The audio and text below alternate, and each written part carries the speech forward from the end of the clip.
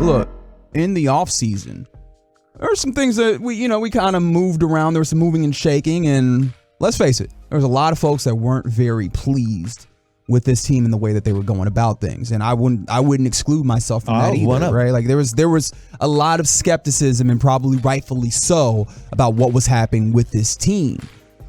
Can I mention the battle cry since KG came up with it? Go ahead. This offseason, every Tolo listened to this station, and every Cowboy fan, and every time we brought up what the hell are they doing, all you had to hear KG say, and everybody was down with it, Catboy! Yeah. I tried to tell him not to do that, but you know what? He ain't supposed to listen to me, no way. He got thousands and thousands of likes. That went viral. Oh, I mean, look. Because everybody was feeling him. He was speaking for the masses, because the masses were saying, what the hell is Stephen Jones trying to do? Catboy! Yeah, and look, that frustration is not simply off of, having a good team and losing in the against the Niners. No, it was right, in the wild card round, right? It was the way he was deconstructing the team. Basically, and he was blaming the salary cap for every move they didn't make. And all of that falls on a team that has not won a Super Bowl nor been to a Super Bowl in a quarter century plus at this point, right? So I understand all those things absolutely factor in. However, here your Dallas Cowboys stand 4-1,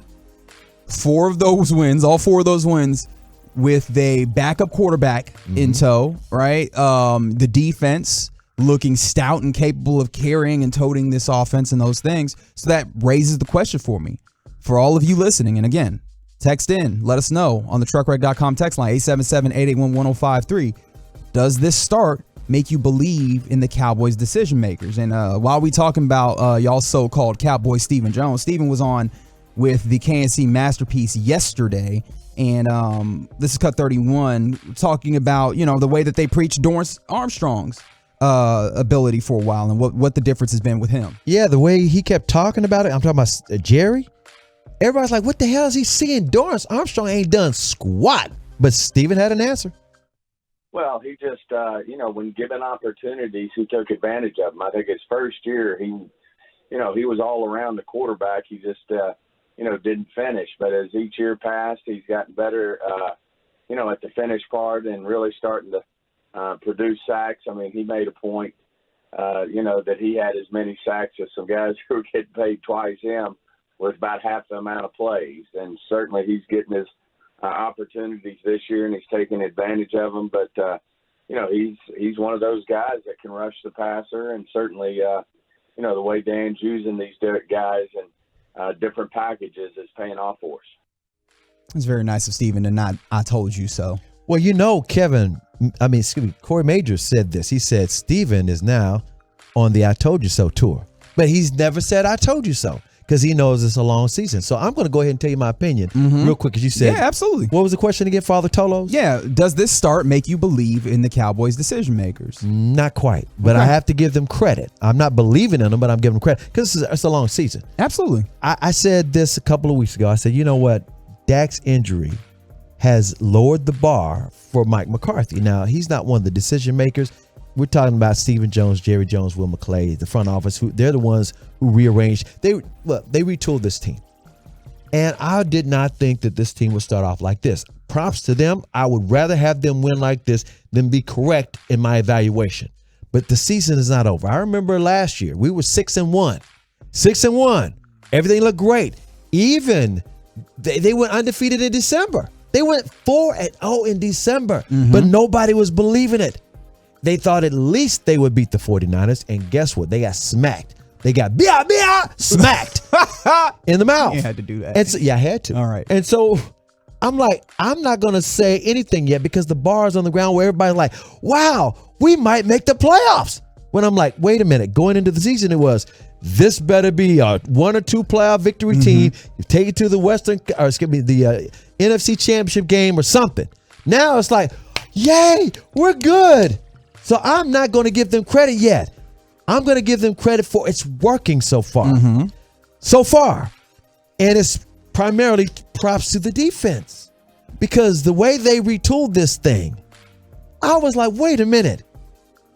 You can't tell me you're going to win more than 8 games the way this thing's retooled. So right now, it has not bitten them in the behind. It's ironic that you played him talking about Dorrance Armstrong. Because the pass rush is one of those things. Yeah. Just let me remind everybody the big secret, or not the big secret, people forget how things happen. Right. In the order of events, the timeline. They put all of their money in on Randy Gregory. They even told Tank Lawrence, it was Stephen Jones, told Tank, you better take this $1 year, $10 million offer. We're going to cut you. Tank said, cut me, damn it. And Jerry said, wait just a minute. Maybe we can restructure and do 2 years, $30 million. Okay, I'll come back. And with the leftover money, because Randy Gregory turned the Cowboys down because of a clause in the contract. It wasn't like he wanted crazy money. The Cowboys offered him crazy money. He told them, take the clause out of the contract. Denver matched the same money the Cowboys offered first. It wasn't like, you know what, Randy's asking for crazy. Randy didn't ask for no crazy money. You offered that. And then Denver said, in fact, we'll take the weed clause out. And then they said, match the weed clause.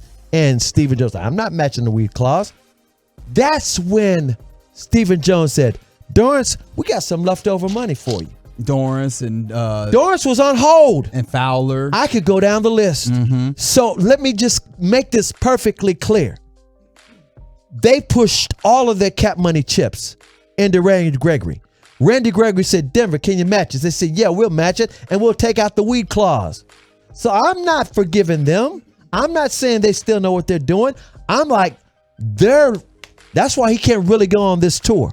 I told you so, because he knows the season ain't over yet. They haven't done anything in the playoffs yet, and he knows that could bite him in the ass. It's very interesting. Look, absolutely. And I'm happy for him right now. All right, so we're getting in responses on the truckwreck.com text line from the 817. What busters have they won again? All right, I'm not quite understanding what you're saying. Basically, they're saying they ain't won no games in the playoffs. I appreciate you, 817. There's someone from the 469 saying they still messed up on letting Amari Cooper go. Imagine this team with Amari Cooper. And every time he does something for the Browns, you could see Cowboys Nation going up and, doing the whole, wouldn't he look good on this team, right?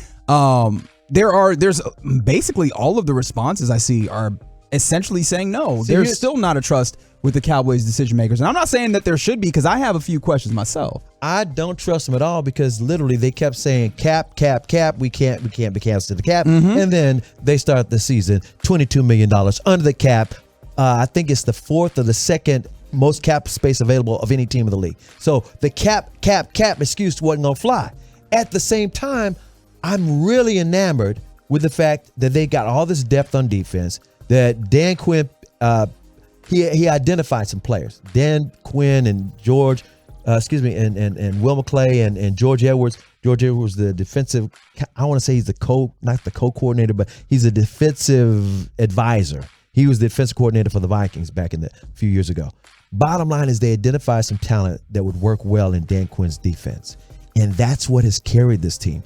Cooper Rush hasn't carried anything. Cooper Rush merely has been reliable and has not screwed it up. I'm good on the Cooper Rush. So because of that, they are 4-1 because the defense has been so stingy, historically stingy.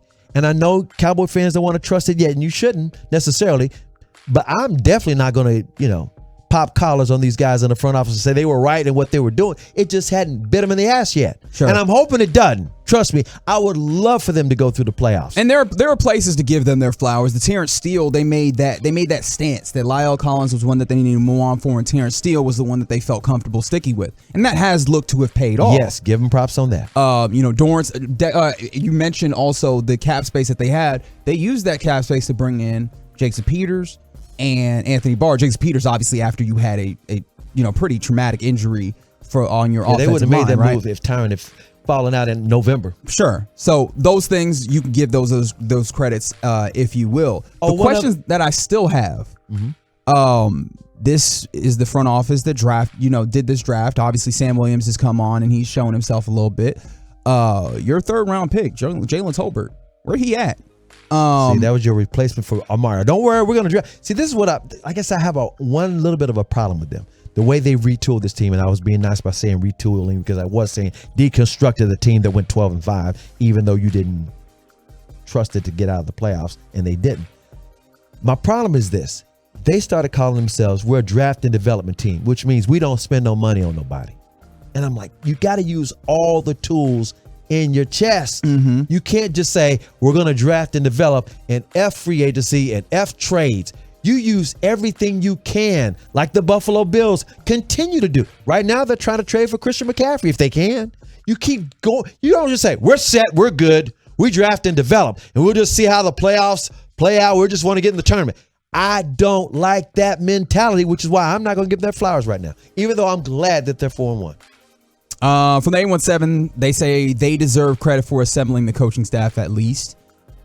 Maybe you want to give them that credit, especially since Jerry Jones has stood on the table and said that the reason why Dan Quinn remains a defensive coordinator in this building is because he went and did something about it. He went and got him.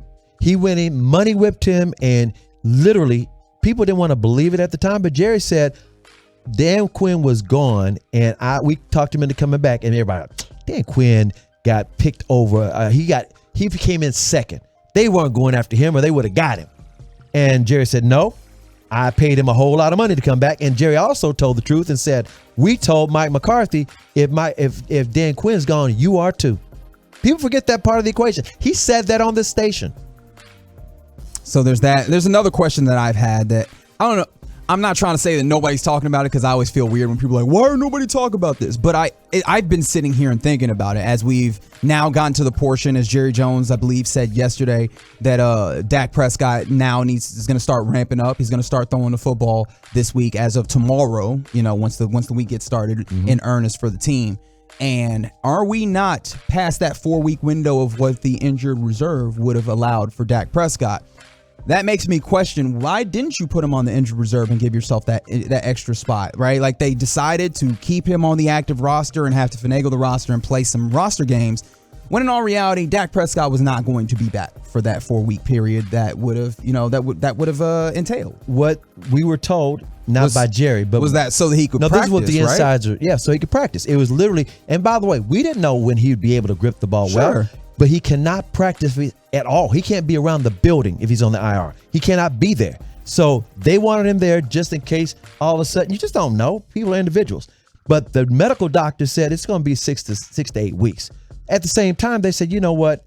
We'd rather be safe than sorry. Fortunately for them, they didn't lose anybody in the process because literally he's taken up a spot. If somebody had gotten hurt seriously more than a Tyron Smith, they couldn't have brought in somebody without cutting somebody.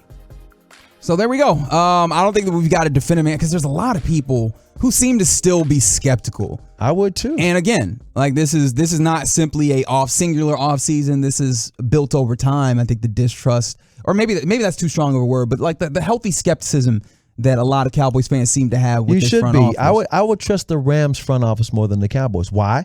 Because they've been to the Super Bowl 2 of the last 4 years. So you have to give them the benefit of the doubt. This front office, you can't give them that because guess what? They haven't been to back-to-back playoffs in the last 15 years. You know how many playoffs they have won in the 21st century? 3. Playoff games. 3. Not Super Bowls, not NFC championship trips. We're talking about playoff games. Playoffs? From the 254, I'm not giving credit to the front office till Rush holds up the Lombardi trophy. Rush. All right, Tony, you might be doing a lot. You're doing a lot if you expect Cooper Rush to hold up the Lombardi trophy like off of his own merits. No shade to Cooper. You see what y'all made me do? Y'all making me be mean to Cooper Rush. He seems like a really nice guy. That's y'all's fault, not mine.